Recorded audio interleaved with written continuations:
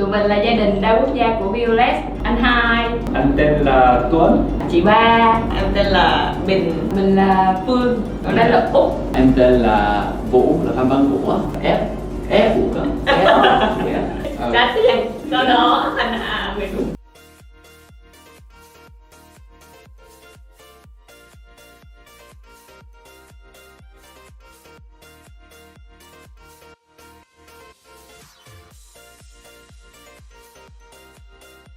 Thực ra là đã đi trekking nhiều chỗ rồi nhưng mà chưa bao giờ thấy người ta làm phòng tắm và cái toilet cũng nhỏ nhưng mà rất là thoải mái.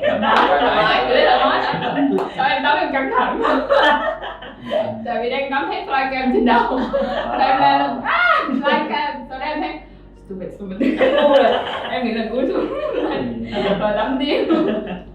Đó. Nhưng mà Steven cảm thấy rất là thú vị là tại vì Steven là người Mỹ mà.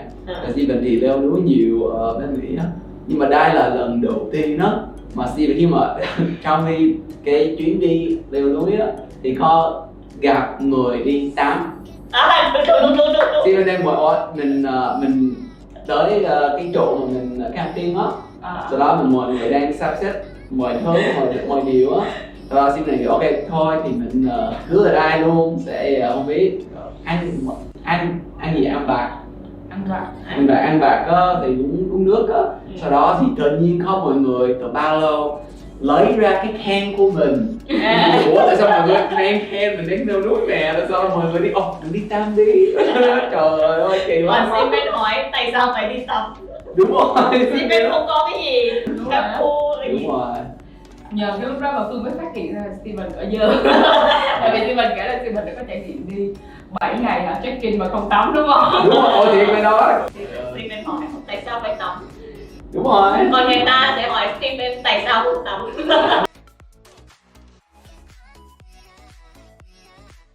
Cái gì anh không thể nào. Ngày thứ nhất không thể ngủ trong xe khách. Đúng rồi. Ủa gì hả? Tại vì anh ngồi phía trước và anh chỉ nhìn tài xế chạy thôi. Ẩu quá. Trời ơi. Còn tất cả mọi người chùm mình lại ngủ. Đúng rồi.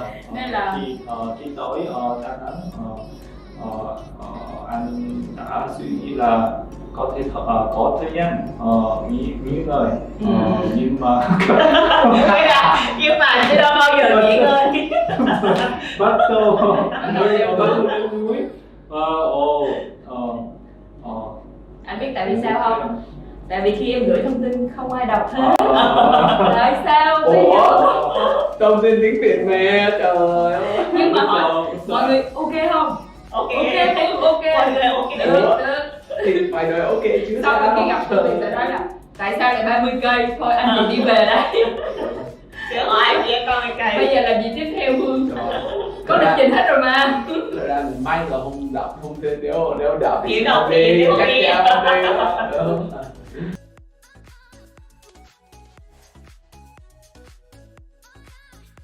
Ủa anh Tuấn ơi, anh Tuấn thấy cái gì vui nhất trong chuyến đi?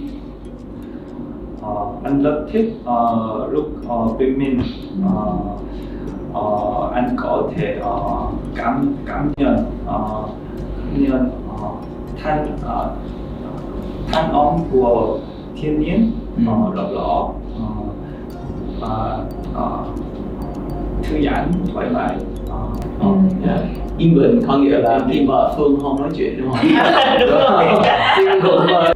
Phương thấy cái gì vui nhất trong chuyến đi? Phương thấy nhiều cái vui lắm. Phương cũng thích Không biết nhiều không? Em Phương đang kể mà. Kể đi. Phương thích bình minh giống anh Tuấn. Cái lúc đó mình rất là thấy bình yên và nó fresh phải không? Tại vì sau một cái ngày dài đi rồi rất là mệt rồi, mình ngủ một giấc rất là thoải mái. Sau mình mở mắt ra là là mặt trời phía trước, mây, núi, thiên nhiên, không có bụi bẩn, không có nhà, không có xe máy, nó rất là thoải mái luôn. Rồi được tập một vài động tác yoga, chị vô chụp hình cho. Thì ra là cái chụp hình hơn đẹp đâu, không phải đi tập yoga. Chụp hình đó, đúng rồi.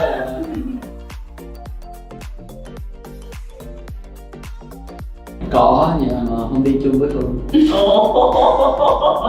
Ừ. Nếu như vậy thì còn anh hai sẽ đi lại không? Tất nhiên rồi. Trong chuyến Tự nhiên rồi không đi. Nhưng mà Nếu có hội đi nơi mới, thì bạn sẽ thì muốn đi đúng không? Không đi. muốn đi.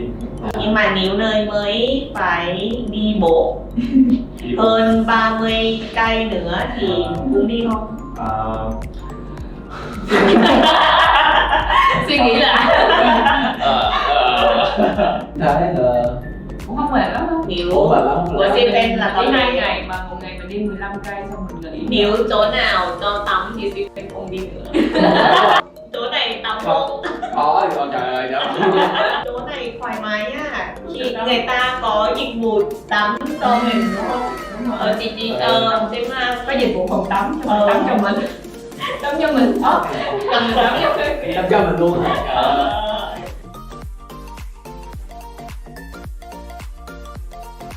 Anh hai trước nha. Chuyến phiêu lưu đáng nhớ. Chuyến phiêu lưu đáng nhớ. Đáng nhớ. Hay. Chị bố. Thì ok. Thích nhất là từ trải nghiệm đi. Trải nghiệm. Trải nghiệm. Đúng rồi, trải nghiệm rất là vui.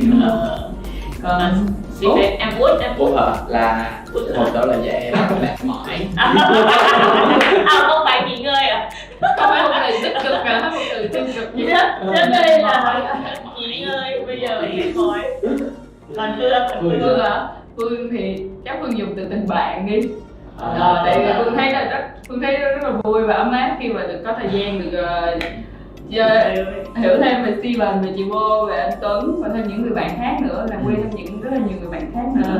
Phương thấy chuyến đi rất là ý nghĩa. Thì đó, mình vừa có cái sự trải nghiệm về thiên nhiên, một chuyến đi rất là đáng nhớ như nãy mệt, có mệt rất là nhiều cảm xúc đúng không? Mệt mỏi. Không chỉ mệt mỏi nữa. em ba đôi không mệt mỏi, đeo Phương mệt mỏi hơn. Đó là một chuyến đi Phương thấy nó rất là nhiều trải nghiệm, nhiều cái cảm xúc đối với mình, và thiên nhiên rất là đẹp, nên là mọi người nên thử, nên trải nghiệm. Đúng. Rồi, cảm ơn mọi người nha. Cảm ơn mọi người. Bye.